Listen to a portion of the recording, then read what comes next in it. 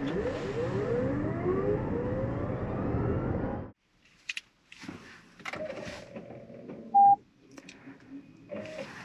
guys, this is Jerry, welcome to the channel. Today we're driving the all-new Toyota bZ4X here in New Zealand. In this video, I'll do a walk around on this vehicle, I'll show you all the features on this vehicle and do a point of view test drive and let you know my thoughts on this particular product. In terms of pricing, this vehicle starts at $72,990 for this front wheel drive single motor variant, which is named as Pure. If you want the higher spec, a little bit more performance, a little bit more range, you can option for the bigger motor and bigger battery pack. That's the all-wheel drive, set you at $82,990 for the price tag. If you're based in Auckland and you looked at purchase one of these, I would highly recommend Alan at Papakura Toyota Group. I'll leave his contact details down below. Alright, let's do a walk around this car to see how it's like. First, from outside, the bZ4X is a medium to large size SUV. It's definitely larger than the standard, like say a Toyota RAV4, but smaller than the 7-seater Toyota Highlander in terms of the vehicle size overall. The vehicle size on this vehicle, lengthwise, just under 4.7 meters, so not massive, but definitely chunky on the size. The wheelbase is about 2.7 meters long. In terms of design, looks very elegant. They are more like a sort of premium finish on this particular product. And on the side, you can see the sloping roofline looks like a crossover instead of a traditional SUV, so to speak. We are now getting the BEV logo instead of the previous logo because this is more like a refreshed model or refreshed design vehicle compared to the first production model that came out. At the front, FC no grille, but you get air intake underneath and you get this black piece and the silver piece on the top. Full LED tail headlights. It looks more like the new CHR, which hopefully I'll be able to test drive in the near future once it hits New Zealand. On the side, we get some airflow for brakes performance or induction, things like that. On the passenger side, we have the charging port over here. So standard, we get Type 2 for the standard charging, AC and DC CCS charging. It's up to 11 kilowatts on the AC and up to 150 kilowatts on the DC. And from some particular angle, it honestly looks quite like the Toyota RAV4 in terms of its look or finish, all that things. But we get a nice tail light at the back. It's not really running through tail bar, I don't think so. Opening the tailgate, it's power tailgate, even on this base standard model. We are getting 452 liters boot space, plus some additional storage underneath. You can also slide the tray a little bit lower on the ground. And a handy puzzle shelf to cover your information, things like that. Overall, the space is not that huge, but you are getting a very low loading, so not going to be too hard to lift anything, and wide opening as well. So storage-wise, very good actually.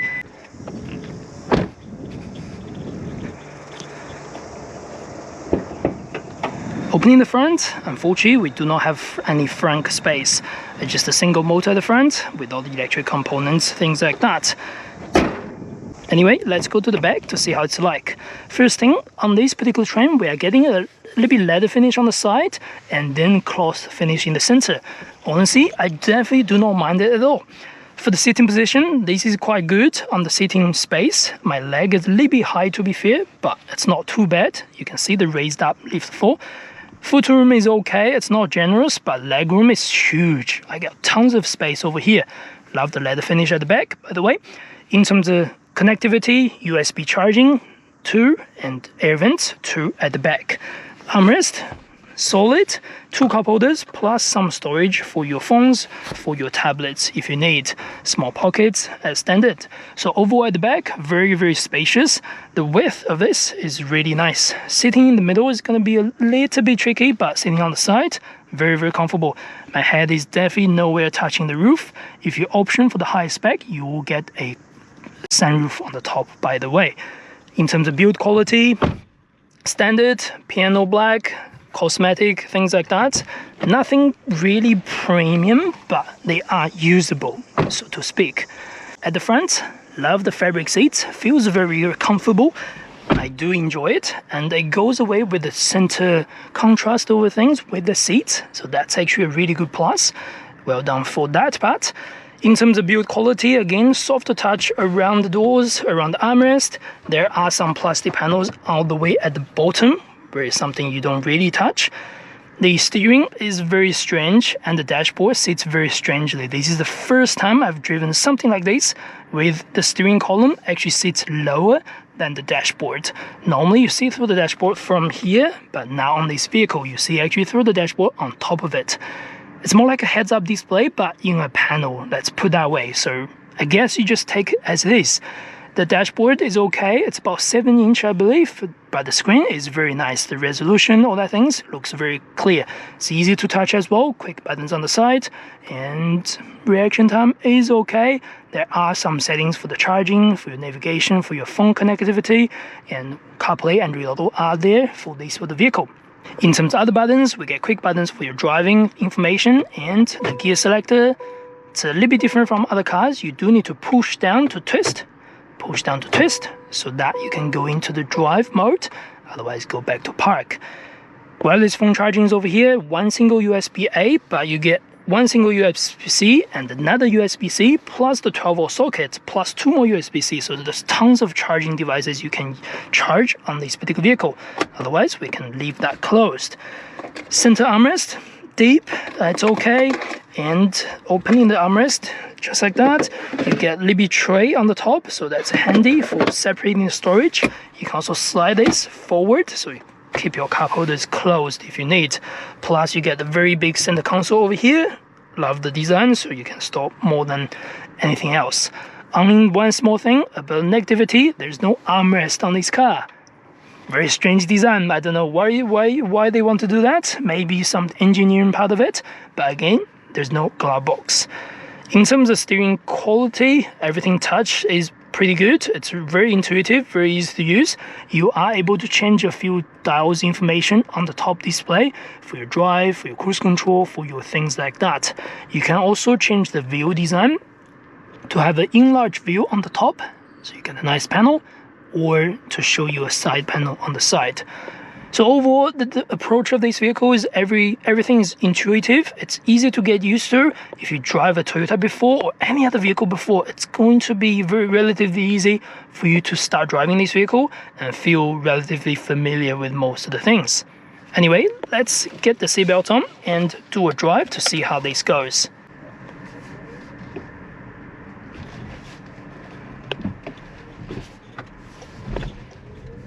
First thing, let's go through some numbers. The vehicle itself, this particular variant, gets 71 kWh battery.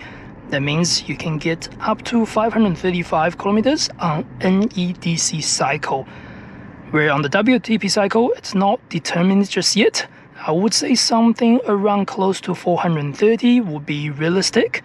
Where in terms of today's driving or New Zealand traffic, you are going to get about 400 k's or 350 to 400 in real world. In single motor at the front, gets you 150 kilowatts of power and 266 Newton meters of torque.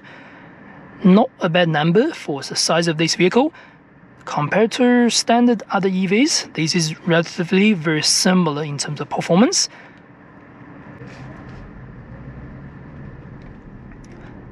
Riding around the city feels relatively comfort. This is equipped with the 17-inch tires. That means it's easy to ride.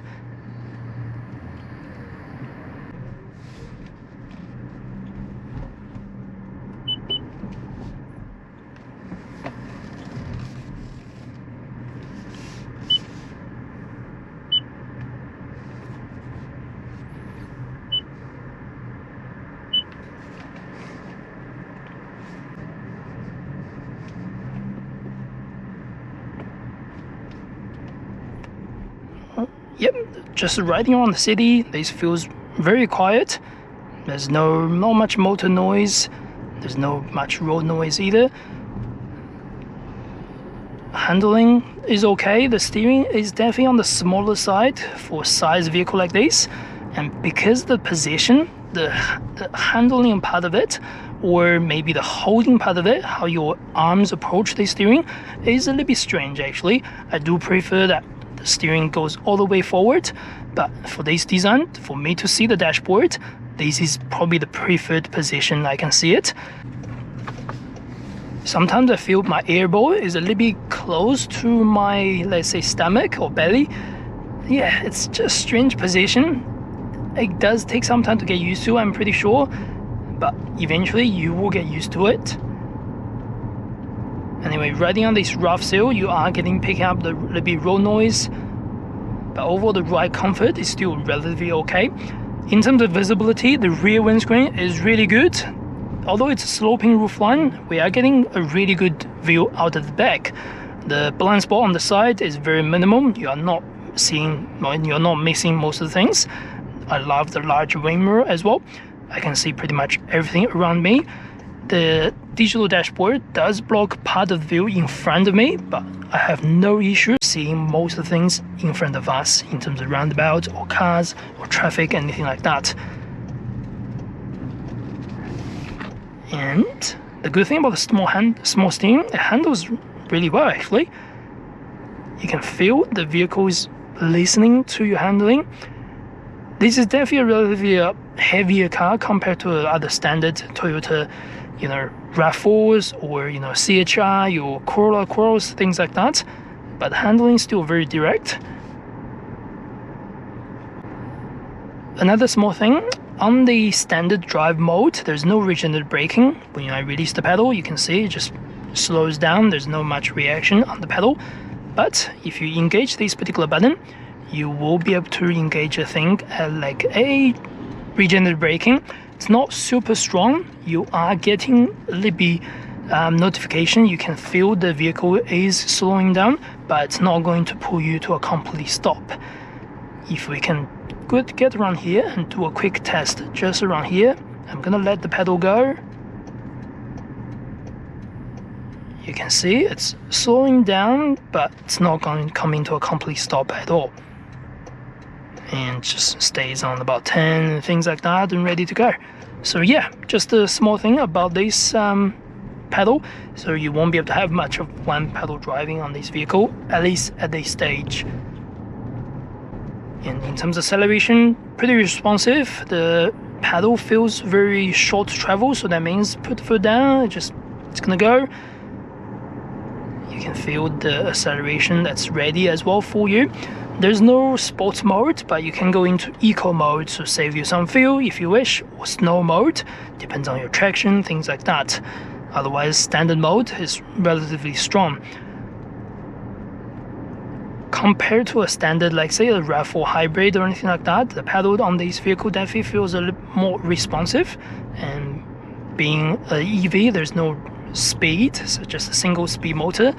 That means it's easy to pick up.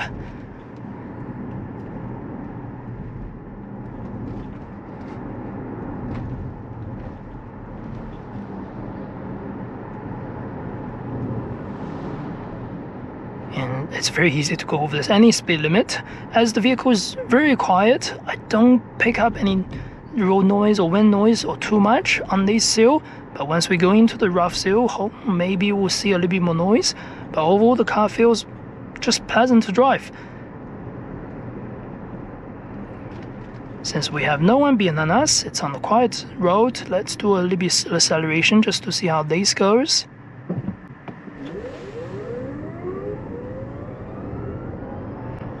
It's not bad at all. It's definitely not thrilling. It's not exciting.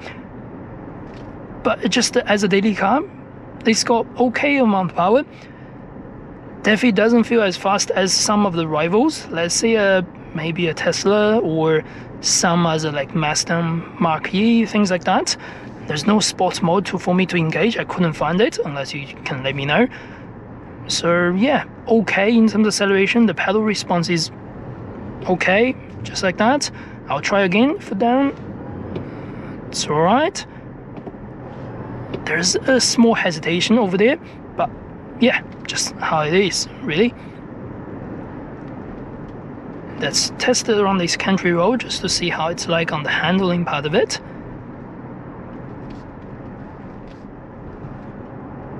short. Yeah, so it's just really short travel on the steering. As soon as you turn the steering, you can see the car is getting to you. Yeah, certainly listens on how we accelerate, things like that.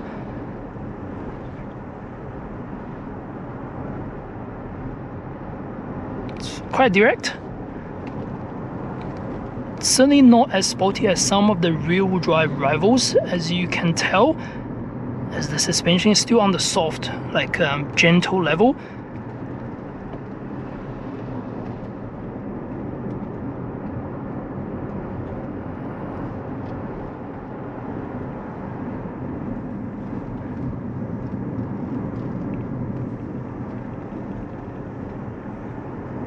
I'm still finding a little bit hard on the best sort of holding position for the steering. Either I have to be so tight or so wide open on my air bowl. But overall the steering feels okay. It's like a standard medium-sized SUV. Nothing spectacular. I don't think this is sporty in any shape or form. But overall it's just, yeah, relatively okay in terms of driving and handling. I think it's just focused a lot on the comfort part on this particular drivetrain.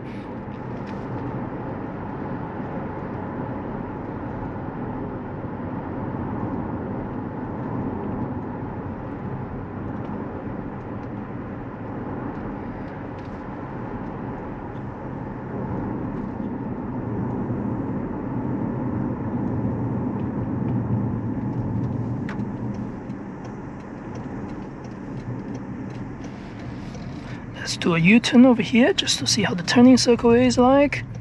It's a very short turning circle, so that's good. That's good news.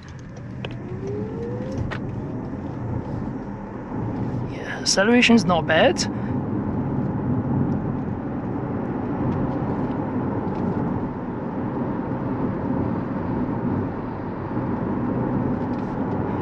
Right, there's definitely, you can definitely feel some body roll due to the weight of the battery, due to the height of this vehicle. But it's not throwing me out of the seat, to be fair.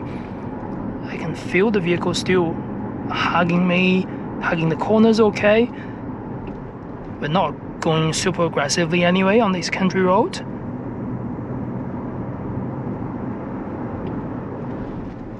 The big turn, and another big one.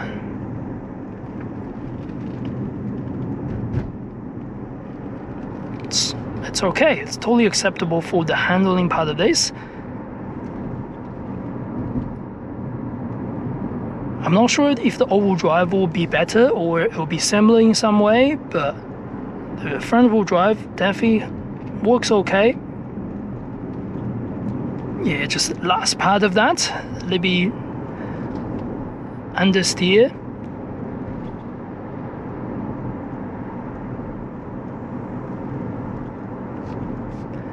Yeah, just normal, nothing exceptional. Maybe the approach is just like what Toyota wants to do. They want it to be just a gentle drive vehicle. Doesn't have to be super sporty. Does not, give you all the thrill, give you all the smile on your face, but overall, it's pleasant as a daily drive.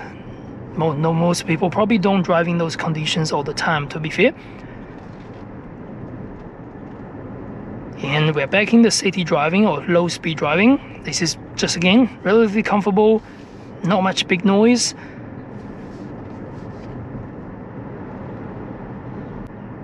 Yeah, just relatively just easy to cruise.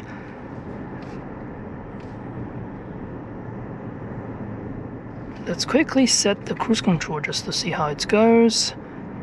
And we're on 50. Yeah, so it's very easy to set. Click this button for the distance. Click this button for the cruise control. You can enable and disable the lane keeping or the steering assist if you wish to. Depends on your driving speed and the lane marking, of course. You can also change the drive mode by pressing the mode button to change to just the standard cruise, so no adaptive. It's not going to slow you down. Or you can do adaptive, which means it will follow the front drive vehicle and help with the steer at the same time. And quickly try to test the steer. You can see the steering's adjusting a little bit. Please do not do this at home or on the road, wherever you go. But yeah, works okay in terms of this rough seal. You can see, obviously it's telling me off if I'm going to leave my hands off for too long. Anyway, click this button, cruise control is gone.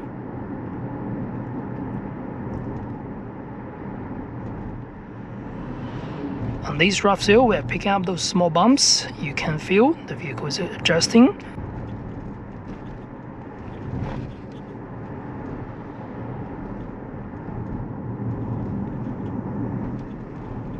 And now on this rough seal, we are picking a few more road noise compared to what we had before.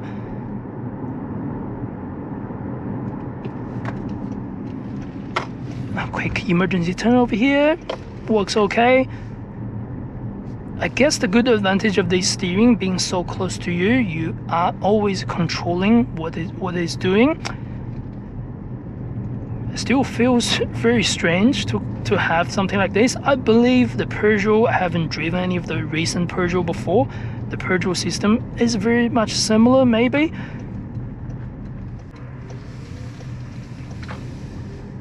Yeah, so if you need to turn quickly, this steering is absolutely great. But if you want to cruise along, something like trying to hold it with arm open, things like that, it's a little bit different. Quick bump over here. It's alright.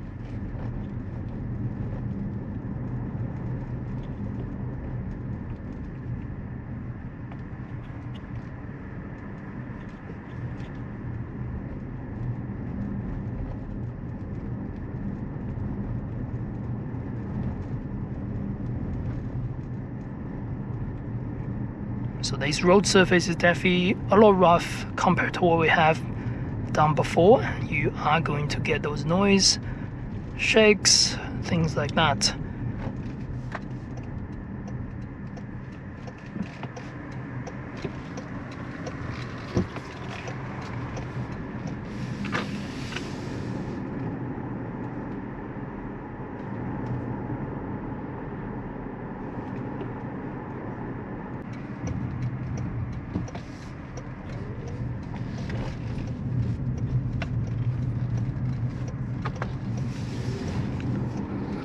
Around the circle are good as well.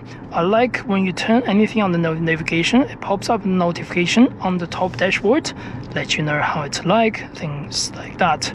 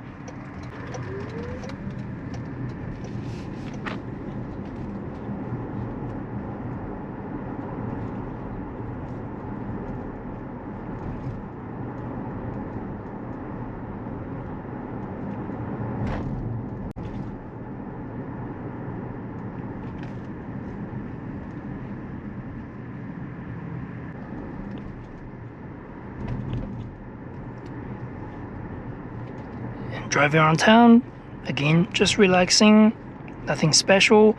I'd assume parking this will be okay as well, just a little bit larger than the standard Toyota RAV4, but definitely not terrible in any way.